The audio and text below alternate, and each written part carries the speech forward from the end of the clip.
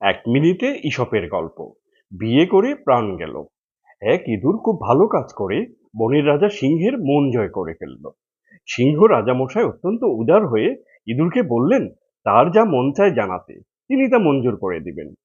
এই বিরাট আশ্বাস পেয়ে ইঁদুরের উচ্ছ্বাসা আগুনের শিখার মতো লকলক করে উঠল।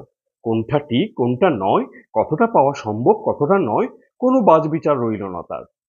ইঁদুর দাবি করে বসলো মহারাজের মেয়ে সিংহী রাজকুমারীর সাথে তার বিয়ে দিতে হবে।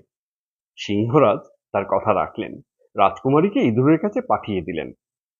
কিন্তু রাজকুমারী সিংহীর চালচলন রাজকীয়। নিজের খেয়ালে আপন তালে হেঁটে যায় সে।